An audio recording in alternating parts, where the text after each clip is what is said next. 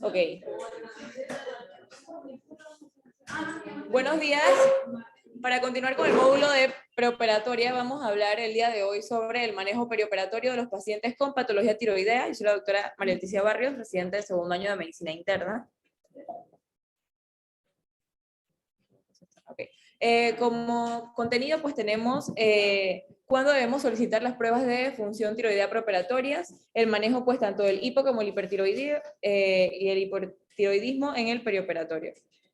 Como objetivos tenemos que determinar cuándo en realidad son necesarias solicitar pruebas tiroideas en una evaluación preoperatoria, caracterizar las implicaciones perioperatorias tanto del hipotiroidismo como del hipertiroidismo, y pues vamos a exponer el manejo durante el preoperatorio de ambas patologías, tanto en cirugías electivas como en cirugías urgentes. Bueno, como introducción tenemos... Como introducción, entonces tenemos el mecanismo de producción de las hormonas tiroideas. Iniciamos con el simportador de sodio-yodo, que permite entonces el paso del yodo dentro de las células foliculares. Un momento, dentro de las células foliculares, aquí. Y posteriormente, cuando este pasa pues, a la célula folicular, va a pasar ya al coloide a través de la pendrina. Además, entonces se forma la tiroglobulina, que sale del retículo endoplásmico por medio de exocitosis, entonces al coloide. Posteriormente se produce pues la oxidación del yodo y entonces se une a la tiroglobulina por medio de una conjugación que entonces entra nuevamente dentro de la célula folicular por endocitosis, donde a través de proteólisis entonces se va a formar lo que es la diodotironina y la monoyodotironina, que entonces se van a unir entre estas para formar ya sea tiroxina o triodotironina. Y entonces posteriormente ya salen de la célula para ser transportadas, la mayoría viaja transportada pues unidas a proteínas, principalmente la globulina de unión a tiroxina o triodotironina. También pueden viajar pues junto a albúmina, pero ya este es un menor porcentaje. No me deja pasar. Ahora sí. Entonces, ¿cuándo vamos a pedirle hormonas tiroideas en una evaluación preoperatoria a un paciente?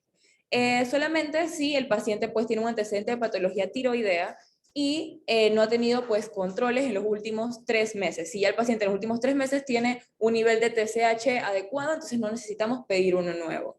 Además, si se le realizó pues un cambio en la dosis de sus medicamentos habituales en los últimos 3 meses, también debemos pedir un nuevo pues valor de TSH. Además, lo podemos solicitar en un paciente donde ya tenemos pues signos o síntomas clínicos que sugieran que tiene una patología tiroidea. Esto pues es en pacientes ya que van para una cirugía electiva.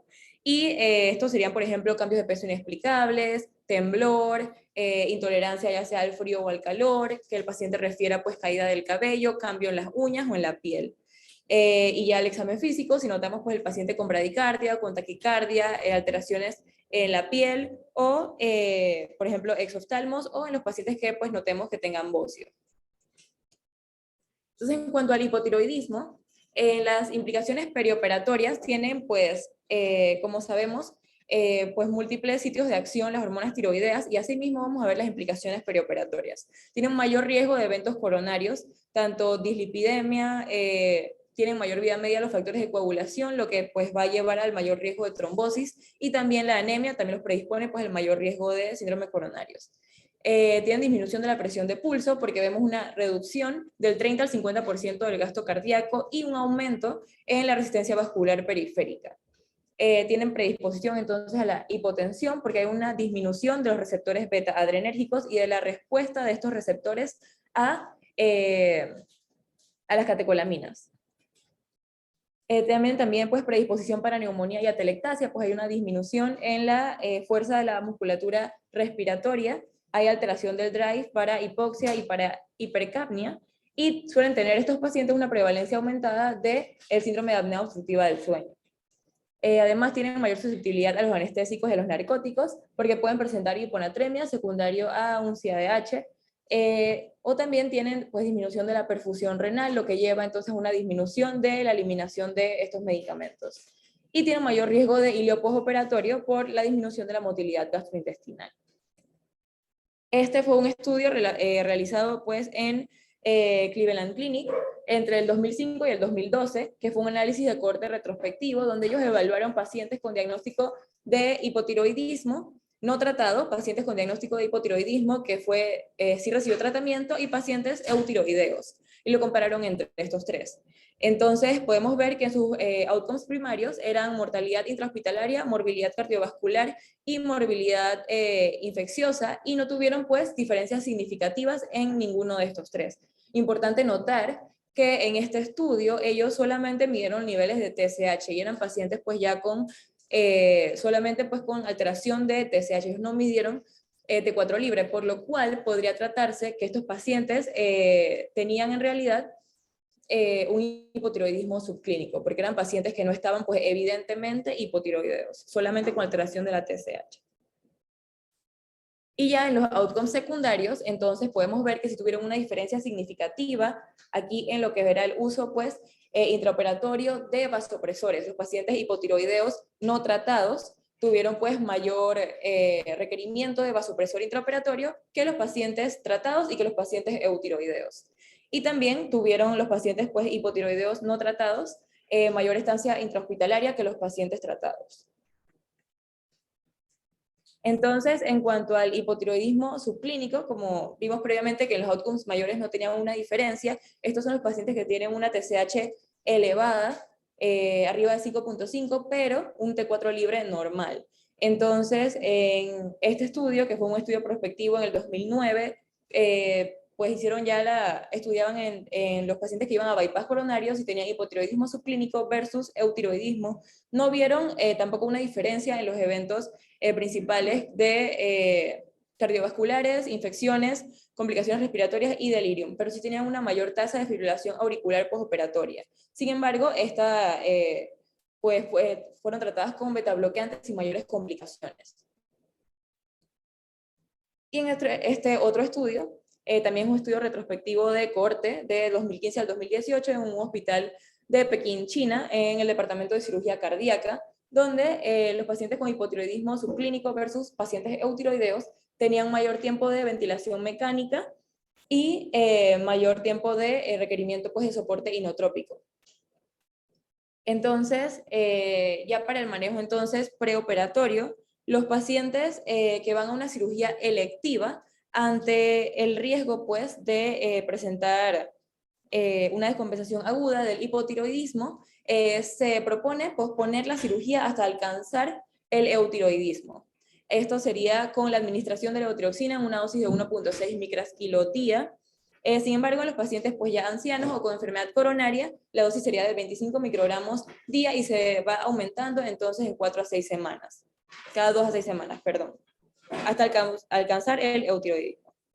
Y si el paciente entonces durante la cirugía pues tiene que guardar ayuno, para la cirugía se puede omitir sin problemas la levotiroxina, ya que esta tiene una vida media de 7 días. Entonces, si en el postoperatorio el paciente igual no puede reiniciar inmediatamente la vía oral, no hay ningún peligro en que no pueda reiniciarlo inmediatamente la levotiroxina durante 5 a 7 días. Si ya pasan los 5 días y el paciente requiere administración no ha podido reiniciar la vía oral, entonces se debe administrar levotiroxina de manera intravenosa a una dosis del 60 al 80% de lo que era su dosis oral usual. Ya en una cirugía urgente, el paciente con hipotiroidismo leve, es decir, un hipotiroidismo subclínico o un hipotiroidismo moderado, que tiene pues datos ya de clínicos de hipotiroidismo y tiene pues alteración ya de la T4 libre, pero no cumple los criterios de hipotiroidismo severo, entonces no requiere mayor manejo perioperatorio para una cirugía urgente. Pero ya en un hipotiroidismo severo, donde tenemos entre estos el coma mixedematoso, los pacientes con hipotiroidismo con síntomas graves, que pueden ser efusión pericárdica, alteraciones mentales o insuficiencia cardíaca, o un paciente ya con valores de T4 libre menor a 0.5 o un T4 total menor a 1 nanogramos por decilitro, entonces estos sí requieren ya un manejo con levotiroxina intravenosa, una dosis de carga de 200 a 500 miligramos y luego 50 a 100 miligramos diarios, hasta que pueda, hasta la resolución pues, del cuadro del hipotiroidismo severo. Ya entonces para el hipotiroidismo, Las implicaciones perioperatorias tenemos básicamente en las cardiovasculares lo opuesto. Como sabemos, pues tienen efectos cronotrópicos e inotrópicos positivos, con un aumento del gasto cardíaco del 50 al 300%, y esto es debido a la retención de sodio y agua por la activación del sistema renina-angiotensina-aldosterona. Además, tienen vasodilatación y disminución de la resistencia vascular periférica, y el 10 al 15% va a presentar entonces fibrilación auricular. Y en un porcentaje similar, de hecho, los pacientes con hipertiroidismo subclínico también presentan casi el mismo porcentaje de fibrilación auricular. Y bueno, este riesgo aumenta ya con la edad. En las implicaciones pues, pulmonares, van a presentar disnea porque tienen un aumento del consumo de oxígeno y de producción de CO2, también tienen debilidad de los músculos respiratorios y disminución del volumen pulmonar. En los eventos gastrointestinales, aumento de la motilidad gastrointestinal, lo que los lleva a mala absorción, y tienen mayor susceptibilidad a las alteraciones psiquiátricas postoperatorias como delirium, psicosis y alteración del estado mental. Entonces, en este estudio prospectivo randomizado de 30 pacientes, lo dividieron en dos grupos, 15 y 15. A un grupo le dieron metimazol y al segundo grupo solamente metoprolol, y vieron que en realidad los outcomes postoperatorios fueron similares. No tuvieron pues complicaciones anestésicas ni cardiovasculares durante la operación ninguno de los dos grupos, y sobre signos de hipertiroidismo que hayan presentado en el postoperatorio, solamente un paciente del grupo 1 y 3 pacientes del grupo 2 presentaron fibrilación auricular, los cuales fueron manejados con betabloqueantes sin mayores complicaciones. Entonces, por esto, podemos ver que en el manejo perioperatorio, pues ya del hipertiroidismo, en el caso del hipertiroidismo subclínico, si son pacientes con ya TSH disminuida y T4 libre normal, si se encuentran asintomáticos, entonces pueden someterse a cirugía sin mayores implicaciones. Y en el caso pues ya de los pacientes con alteración de la T4 libre o que ya tienen pues manifestaciones de hipertiroidismo, se debe retrasar la cirugía electiva hasta que el paciente esté eutiroideo. Perioperatoriamente siempre se debe continuar la terapia médica que está utilizando el paciente, y durante el perioperatorio se pueden manejar de manera segura, como vimos en el estudio previo, con betabloqueantes.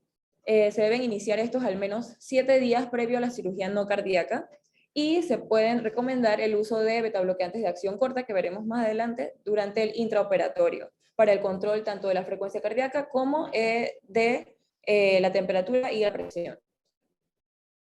En la cirugía urgente, entonces, ya en el paciente con datos de hipertiroidismo, ya sea moderado o severo, se debe realizar una estrecha vigilancia perioperatoria con dispositivos invasivos de monitorización cardiovascular, ya sea con una línea arterial o con catéteres de medición de la presión venosa central, ya de manera pues, más invasiva. En el caso de los pacientes que ya tienen pues, una alteración cardiovascular o inestabilidad hemodinámica. Entonces, la premedicación se debe realizar con betabloqueantes, agentes antitiroideos y corticoides, que veremos cada uno de estos. Los betabloqueantes no hay uno recomendado como tal, sin embargo, tenemos beneficios y desventajas de cada uno. Por ejemplo, el atenolol, que es selectivo beta 1, puede ser beneficioso en los pacientes que tienen pues, patología pulmonar para evitar pues, la hiperreactividad de estos. Sin embargo, también tiene la ventaja de que también tiene una semivida larga y puede utilizarse una vez al día. Importante notar que en los pacientes con tirotoxicosis esta vida se acorta y se debe administrar 2 veces al día. La desventaja pues es que es vía oral y se puede dar desde 25 miligramos al día e ir aumentando hasta 200 miligramos al día. El propranolol tiene la ventaja de que se puede utilizar de manera intravenosa durante la cirugía y en el paciente pues que no tolera vía oral. Y tiene el efecto añadido de que es pues no selectivo y también inhibe entonces la conversión de T4 a T3, que es la hormona, como sabemos, biológicamente más activa. Y también puede utilizarse entonces por su administración intravenosa para controlar tanto la frecuencia cardíaca como la presión arterial y la fiebre de manera intraoperatoria. Y el esmolol, que también tiene esta ventaja que se puede utilizar para titulaciones rápidas porque tiene una vida media pues muy corta. En los fármacos antitiroideos tenemos las tionamidas, como el propiltiuracilo, el metimazol y el carbimazol. Estos van a inhibir la producción de hormona tiroidea de novo, sin embargo, no afectan la liberación de la hormona tiroidea preformada. como tal no se prefiere uno sobre el otro, nuevamente tienen pues ventajas y desventajas cada uno. El metimazol es más rápido, por lo cual pues sería como el de elección en el caso pues ya de una cirugía urgente. Sin embargo, ninguno de los dos pues va a actuar inmediatamente. Tiene menos potencial de hepatotoxicidad y tiene una vida media más larga, lo que permite su aplicación 1 a 2 veces al día, mientras que el propiltiuracilo debe administrarse cada 6 a 8 horas. Y para los pacientes que no pueden utilizar medicamentos oral, ambos medicamentos se pueden administrar por vía rectal.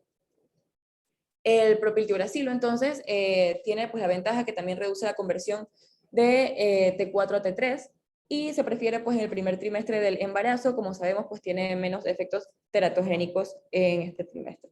En cuanto a la toxicidad, ambos pueden producirla, urticaria, erupción cutánea, artralgia, fiebres, y importante la granulocitosis. Sin embargo, es importante notar que en el metimazol este efecto es dependiente de la dosis, mientras que en el propiltiuracilo este efecto es dependiente de, el efecto es idiosincrático, entonces no va a depender de la dosis. Y recordar pues que estos pueden producir reacción cruzada entre ambos.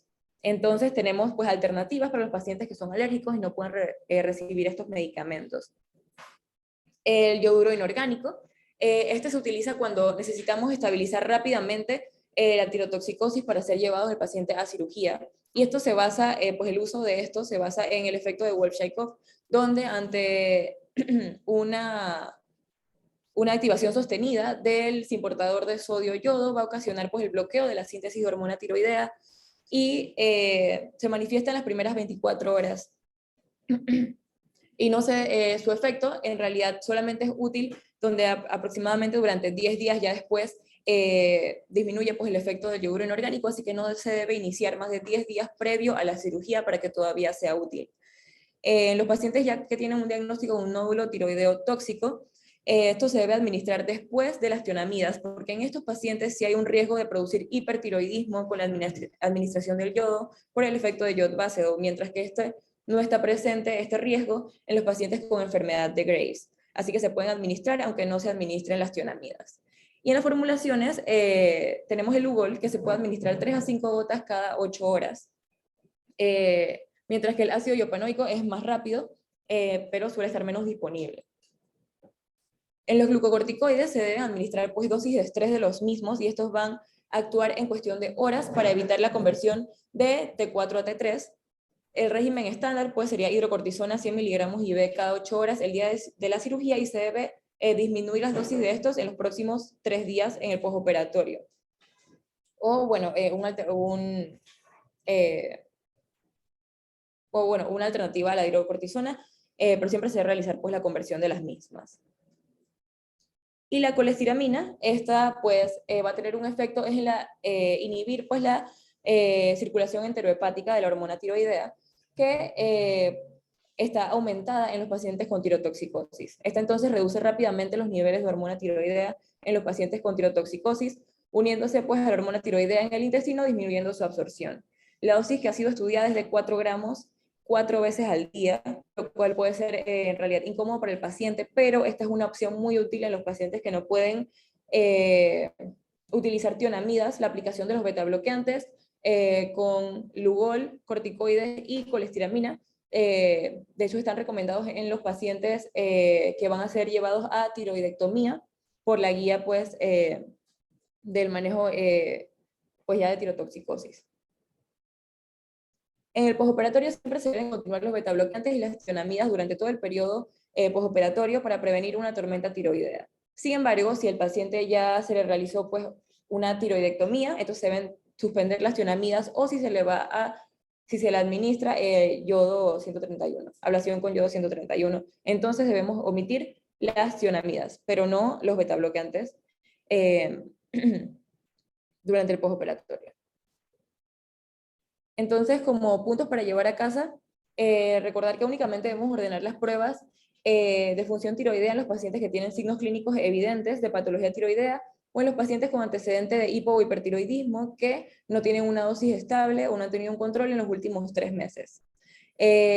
También recordar que pues, en las cirugías electivas se prefiere que el paciente esté eutiroideo antes de ser llevados a una cirugía y en el caso pues, ya de una cirugía urgente, en el hipotiroidismo, Si es leve a moderado no requiere mayores consideraciones, pero si es severo, se debe administrar de manera intravenosa una carga de 200 a 500 miligramos de levotiroxina y posteriormente 50 a 100 miligramos diarios.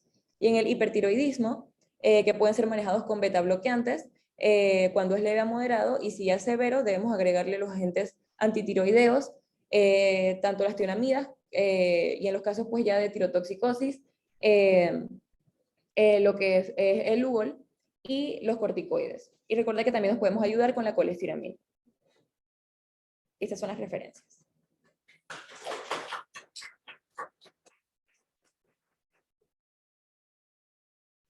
Preguntas o correcciones.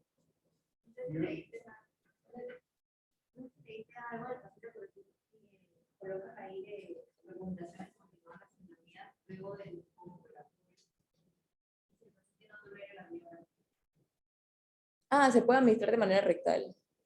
No puse el cuadro, pero de hecho sí mencionan las que se podían utilizar de manera por vía rectal, sí.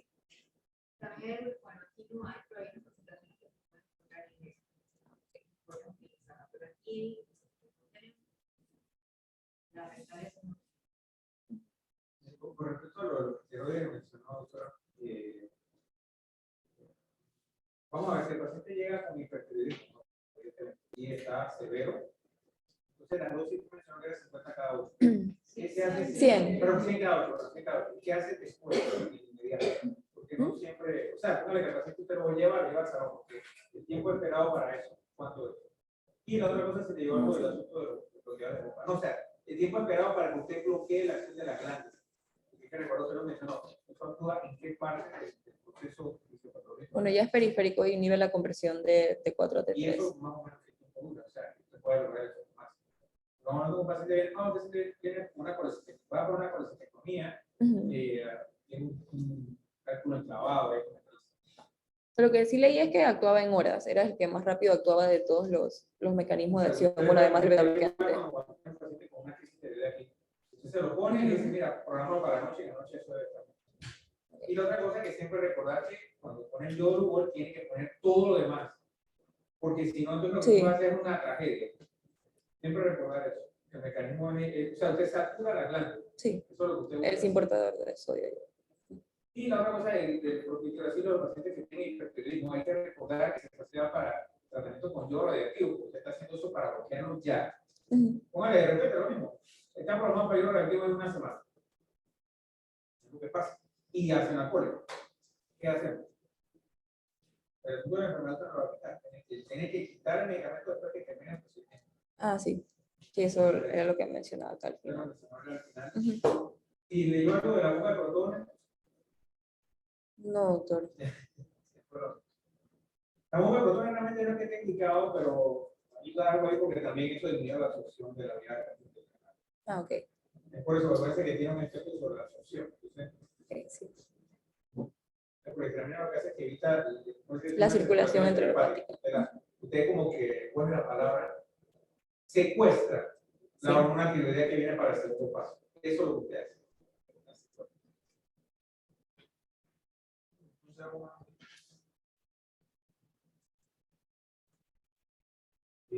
Para mañana, ya terminamos.